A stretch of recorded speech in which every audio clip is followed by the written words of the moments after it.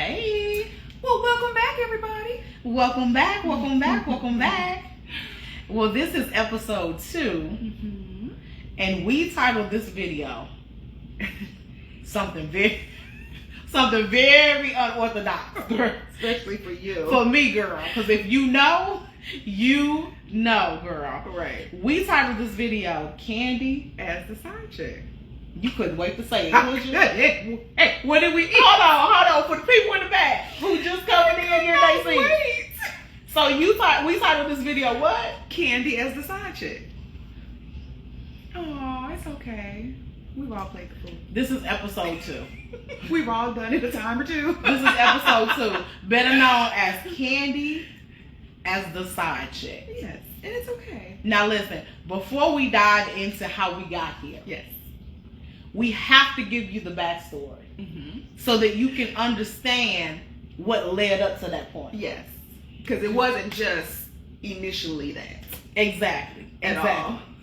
Do you feel like before we dive in, do you feel like that gives you like a notch on your belt a little bit? Not at all. No. Okay. No. Okay. Because I never, to this day, I never viewed you as such. Okay. Well, I appreciate that. Yeah, I never viewed you as such because it was like that long Right. before it changed and shifted to what it was supposed to be. Okay. It makes sense. So, to understand how we got there, it's important to remember at this time, Sean and I have met. Sean is in a relationship. I'm in a relationship. But during this time in our lives, we were friends, exclusively just friends. Yep. Completely platonic. We were platonic friends. You would occasionally flirt now. Yeah, oh yeah. But we were platonic friends for the better part of like a year and a half, maybe 2 years, right? So during this time, Sean was in a relationship, I was in a relationship, but my then girlfriend and I started to get on rocky terms. We went through a breakup, and I told Sean, I said, I remember the day I called you. I said, Myrtle, can you talk? She's like, yeah, girl, I can talk. I said, well, me and such broke up. I said, what?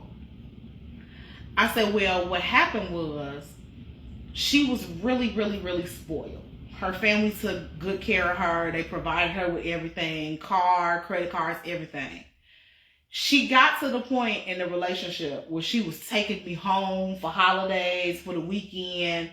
And at first, her father was like, oh, this your little gay best friend. And then after a couple more visits, and the mama starting to take a liking to me, and us going out to eat and shopping and things, one weekend, we got back to the dorm. And they called. And was like, we got questions. Oh, boy. And then everything fell out the bag then. So they threatened to cut her off financially. And if I could just be honest, she was straight anyway. So it was a no-brainer. Girl, she was not going to pick this struggle. Girl, knowing she didn't have to. Okay? Right. So I'm heartbroken at this time. Aww. I called Mert and I'm like, girl, you know, at this time, we don't went on double dates. Yeah, and she was so sweet. Like, Candy's girlfriend at the time was a sweetheart. Like, yeah. So when she called me and she told me that they had broke up, I would say, girl, why? Like, y'all don't really argue. Like, y'all don't argue. Y'all don't argue. Y'all get along perfectly. Like, I don't understand. Like, what do you mean? Right. Yeah. So it caught me off guard too because I knew we weren't going to be forever. I knew we were for a season, but I thought it was going to be a longer season. Yeah. And anytime your emotions are involved, it's always going to be hard. Yeah. So, best friends, when I say Sean and I went on double dates, it wasn't me, my girlfriend, Sean, and the ventriloquist that we told you about in the first episode. The ventriloquist was your girlfriend. But who was we going on double dates with, Myrtle? We were going out with Yolanda. And Yolanda was somebody that I was seeing outside of my girlfriend. Ooh. But see, this is the thing. Okay, wait. Before y'all start throwing tomatoes and boo hissing at the screen, okay? Oh my God, how far do I want to go? Why not? I'm honest and transparent. So this is the thing. My girlfriend knew about Yolanda, but she just didn't know how far things had gone between Yolanda and I. Because it was a situation where, you know, there was once a thing that occurred that my girlfriend was aware of and it was okay, but she didn't know that it carried on. I'll let y'all pick up those puzzle pieces and put that together for yourself. Okay? So, you know, me as being the best friend, girl, I was privy to certain information. So I knew, girl, Shaw was over there juggling. Shaw was in the circus. She was over there juggling, girl. I was not, in my mind, I was like, girl, you're not going to be in that number. Girl, you're not going to be in that number, girl. So, which probably further leads to the fact why every time I used to try to flirt with her, she's probably like, girl, please. I was. Girl, bye. I was. So I would hear Sean's stories about the ventriloquist, but then I would also hear, because her and the ventriloquist lived together. Yeah. I would also hear her stories about Yolanda. And keep in mind, we college students. So Yolanda had a house. Girl, she had children. She had an ex-husband. Girl, Yolanda had lived her life. Look, here we come. And I'm like, girl, 20, girl. You know, me and my little girlfriend. And she calling home, asking her daddy and her mama to send her some money so we can go out to the club and stuff on the weekend. Girl, we was unequally yoked. Okay? This friend group is unbalanced. Laura said, I need to get the books. Yes. So we are, you know, so we're hanging out and we're all having a good time. Yeah. Right? Yeah. So now comes, you know, wrench in the plan. Or what is that what they say? Yeah, a wrench in the, yeah. You know, so my girl done just told me, girl, we done. After her family confront her and all this, she was just like, girl, this is a struggle that I didn't sign up for. So we're done. Now I'm at the point where financially I'm still trying to get on my feet. I'm trying to get myself together. And I'm just trying to move forward, right? Right. So I get a little college apartment. At the time, you know, there was another girl on campus that I was really cool with. We become roommates. To this day, we still call each other roommates. She was so cool. She was so cool. So I'm thinking I'm doing well for myself. I got my own little college apartment. And girl, what happened, Sean? What you mean what happened? Shortly after I moved over there to College Station, girl, what happened? You had your own place. And so shortly after Candy got her own place, her and I started hanging out a little bit more. Remember, we went to the bookstore. And it's funny because now in retrospect, when we look back on things, that's what we call our first date. Even though it really wasn't a date, but that's what we consider our first date. So Candy had hit me up one day and was like, hey, what you doing? I said, nothing. Because I was in Bloomington at that time. I was like, I'm in Bloomington. I'm here at my girlfriend's aunt house or whatever. And da-da-da-da. And Candy was like, you want to hang out? Girl, you think I was going to pass that up? Of course I want to hang out. Because even though she was my best friend, I still was crushing on her real hard. So anytime I could hang out, I was like, for sure. And this would have been like the first time that we kind of hung out completely solo. So I'm like, of course I'm available. So Candy comes to get me. We go to the bookstore and we spend hours just talking and laughing and all of the things. So that was like I would say that was the start of maybe, I don't know. Candy had to tell you. I don't know if that was the start of her kind of sort of looking at me a little different or what. So yeah. But it was really cool time. People be like, so y'all spent hours in the bookstore? Yes, we spent hours in the bookstore. It was a good time. Well, I remember having a quarter tank of gas. I was driving a 2001 Chrysler Sebring. That the front of it was crushed in. It was not at that point. It was. Just a little bit. Like the front of it was towed up, okay? And I was riding on a quarter tank of gas. I had about 3 hot American dollars in my pocket to my name. I hit Sean up and I'm like, girl, I just paid my rent. I said, you know, what you doing? She like, I'm in Bloomington. Oh, you in town? And so then I said, you want to connect? She like, yeah.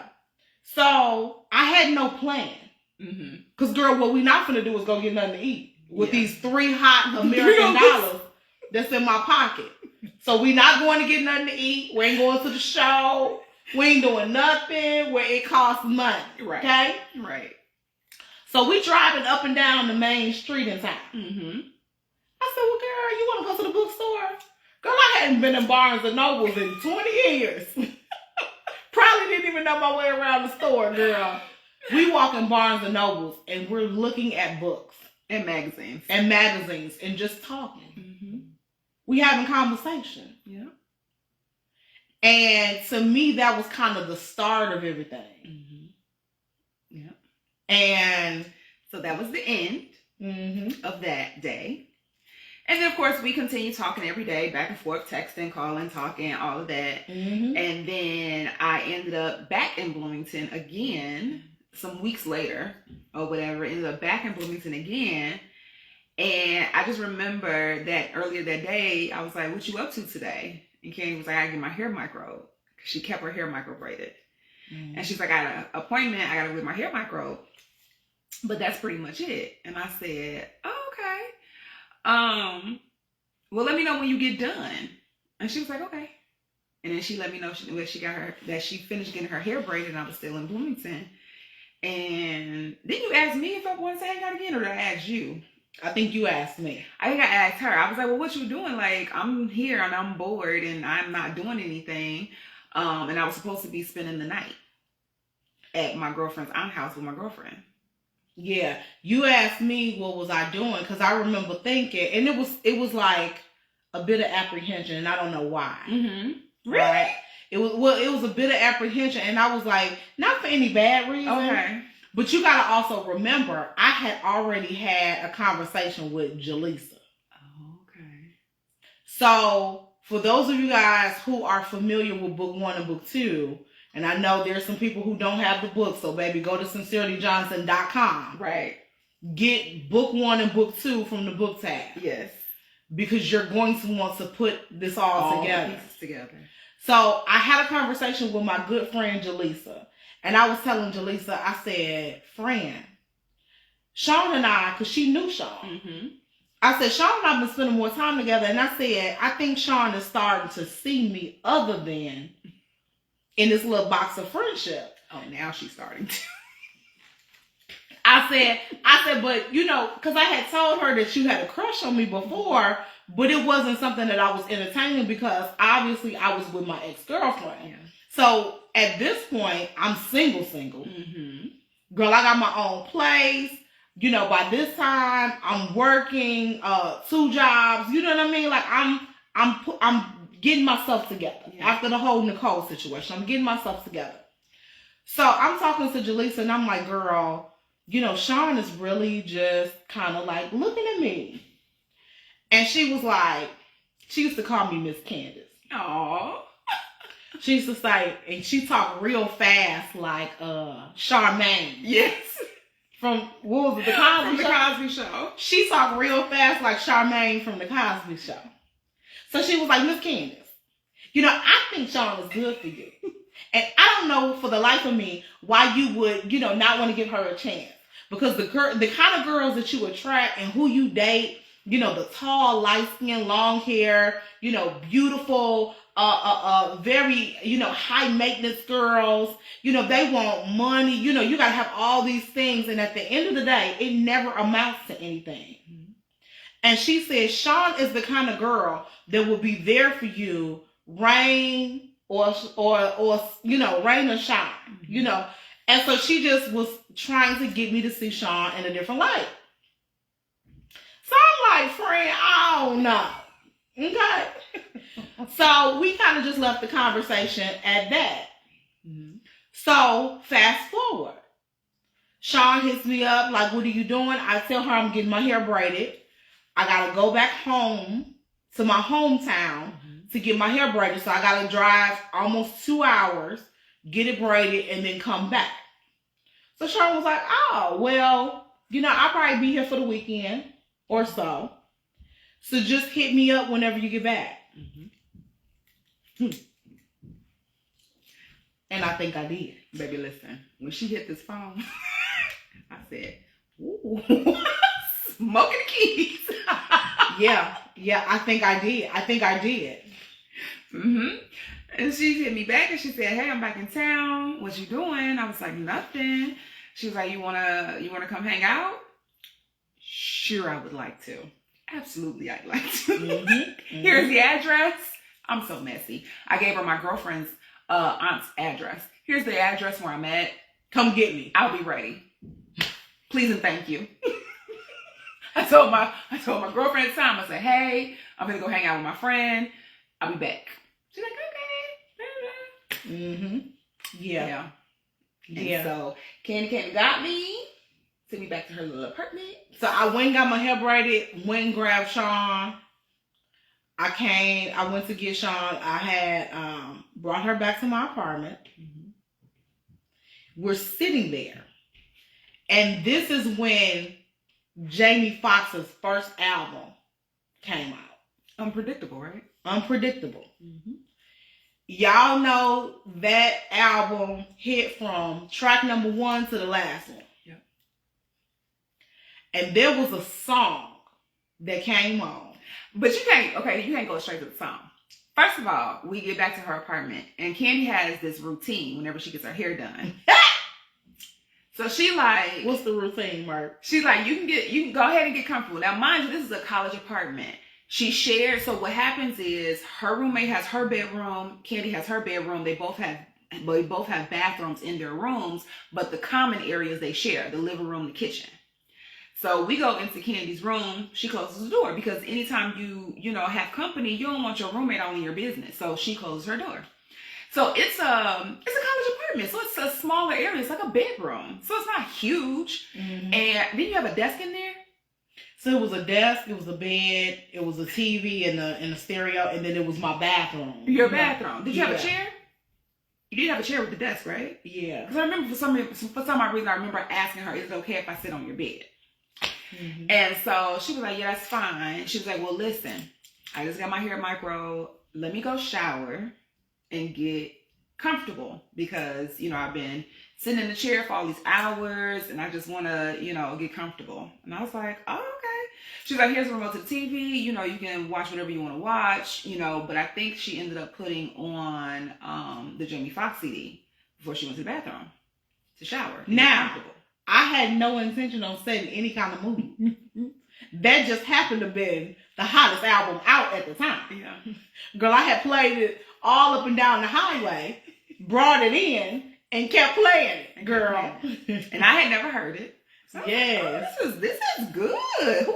This is Jamie Foxx? Okay. And so she goes in there and she showers and she comes out and she is looking how she looking. Now keep in mind, Sean, I'm single as a dollar bill, girl. On the floor at a strip club.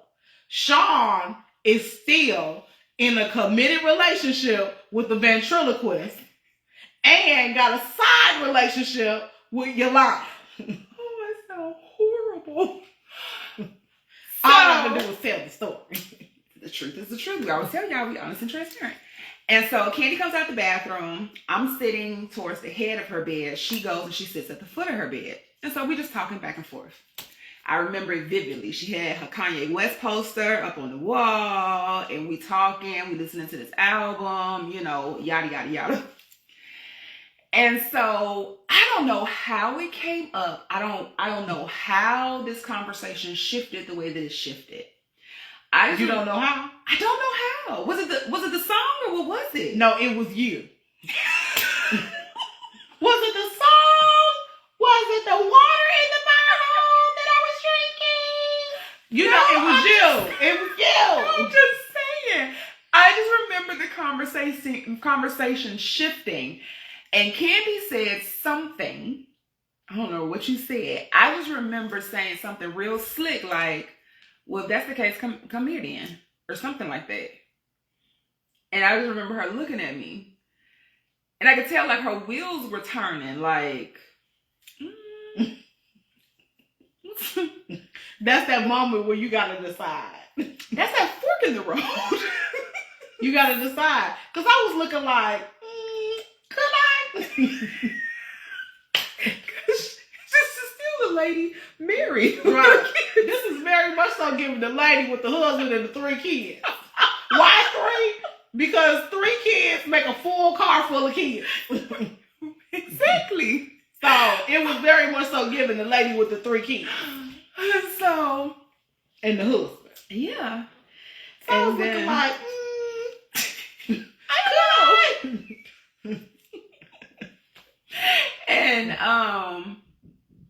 And yeah, and so I think it was the song Rain started playing.